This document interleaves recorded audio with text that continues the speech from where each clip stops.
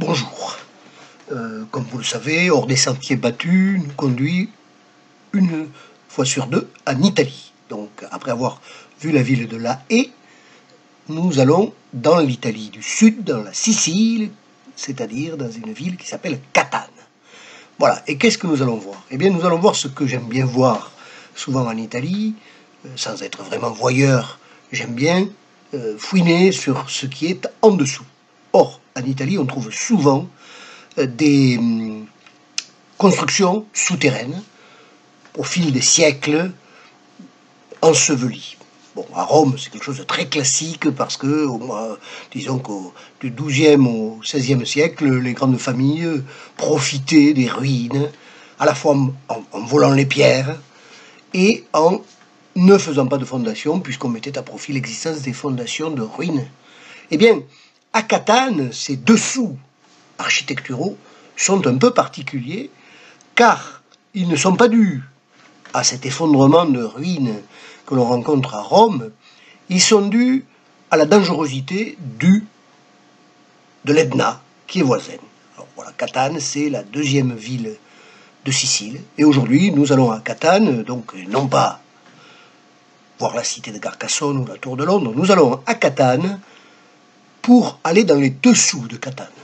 Alors voilà, Catane, c'est une ville qui se trouve, comme vous pouvez le constater, à l'extrême est de la Sicile.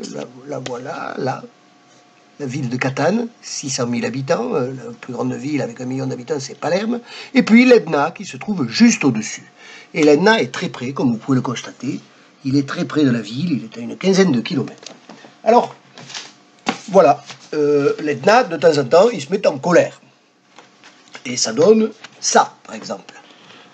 Ça, c'est gentil. Hein. On a des explosions de l'Etna régulièrement, encore aujourd'hui. Et je vais vous raconter l'histoire du couvent des Bénédictins. Couvent qui s'appelle San Nicola l'Arena, un saint qui est connu, qui est Saint Nicolas de Bari. Et vers 1550, les Bénédictins veulent se mettre à l'intérieur des fortifications. Ils demandent l'autorisation de construire un couvent, un grand couvent pour les Bénédictins. Et on construit ce couvent entre 1550 et 1660 à peu près. On construit ce très beau couvent près des fortifications. Les Bénédictins l'occupent un mois. Et puis, voilà qu'arrive en 1669 une coulée de lave qui fait 15 mètres d'épaisseur et qui contourne la ville par l'ouest. Vous voyez, vous avez la ville de Catane, ça c'est une gravure de l'époque, la ville de Catane, et puis l'ouest de la ville, une coulée de lave qui fait 17 km de long. En fait, elle démarre par des fissures de plusieurs kilomètres dans l'Etna, et ensuite elle descend, une des branches descend, et contourne par l'ouest la ville, protégeant un peu le bas, la partie basse de la ville, à l'est, et la voilà qui vient détruire ce pauvre couvent. Ce pauvre couvent qui avait été construit par les Bénédictins avec un certain coût, il est détruit. Alors il est détruit partiellement, donc on se dit on va rafistoler, mais bon le problème c'est qu'il y a toute une partie qui est engloutie sous la lave, on se dit on va reconstruire. Et puis, je passe sur les détails de l'histoire architecturale de ce couvent, mais en 1693, donc 1550 on le construit, 1669 il est enseveli partiellement sur la lave, en 1693 il y a un tremblement de terre qui détruit la ville de Catane.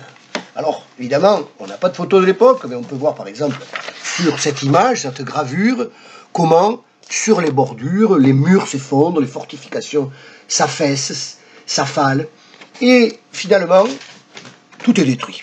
Alors, que font les Bénédictins? C'est un ordre assez prospère. Les Bénédictins décident de reconstruire le couvent. Et ils décident avec beaucoup de moyens, c'est un ordre prospère, ils utilisent, alors, destruction en 1693, la reconstruction au-dessus va se faire au début du XVIIIe siècle, dans les années 1700, début des années 1700. On fait venir un très bon architecte, Vaccarini, parce que c'est l'architecte qui a fait de très belles choses du côté de Naples, et la Sicile fait partie du royaume Bourbon dont la capitale est Naples. Et donc, Vaccarini vient et il fait ce qu'on appelle aujourd'hui le Versailles sicilien, qui ne m'intéresse pas, puisque ce qui m'intéresse, c'est ce qui est dessous. Alors, si vous allez à Catane, et si vous allez voir le couvent des Bénédictins aujourd'hui, à côté de l'église San Nicola l'Arena, qui est l'église des Bénédictins, vous allez trouver l'université des sciences humaines. Et il y a des visites guidées. C'est pas facile parce qu'il faut tomber à un moment où il n'y a pas les cours. C'est l'université à quelques créneaux où on peut visiter l'université. Et alors évidemment, ils sont très fiers de vous montrer le Versailles, c'est-à-dire que c'est un couvent qui fait 250 mètres sur 150 mètres avec une façade néoclassique, fin de baroque néoclassique, 2 cloîtres comme celui-là. C'est monumental, c'est sans émotion. Et la jeune fille étudiante avec laquelle j'ai visité, qui était de la section art, n'a pas tellement attaché d'importance. Elle m'a sensibilisé à la visite parce qu'elle a dit ce qui était intéressant est dessous. Et alors, qu'est-ce qu'il y a dessous? Eh bien, il y a, on a fait des excavations, on a le couvent qui n'a existé que 100 ans, avant que la coulée de lave vienne le recouvrir. Alors, c'est une coulée, il y a des bulles d'air, etc. Donc, tout n'a pas été complètement... puis c'est liquide, ça s'écoule. Mais en fait, on a cette double destruction en l'espace de 30 ans, la lave et le tremblement de terre. Alors, actuellement, sous l'université de Catane, sur ce département des sciences humaines, qui est le couvent gigantesque construit au XVIIe siècle, eh bien, il y a le couvent enseveli. Le couvent enseveli. Alors, je vous montre quelques images, c'est pas facile, mais quand on fait la visite, là, c'est vrai que c'est passionnant. Vous voyez, par exemple, là, vous avez la cuisine de l'époque, hein, on est à 10 mètres sous l'université actuelle. Et on est dans le premier couvent, qui pourtant a été construit tardivement. Là, vous avez les réserves de la bibliothèque de l'université actuelle, qui sont dans les souterrains du couvent antérieur. Et voilà une image qui montre qu'on a retrouvé même les carrelages de l'époque.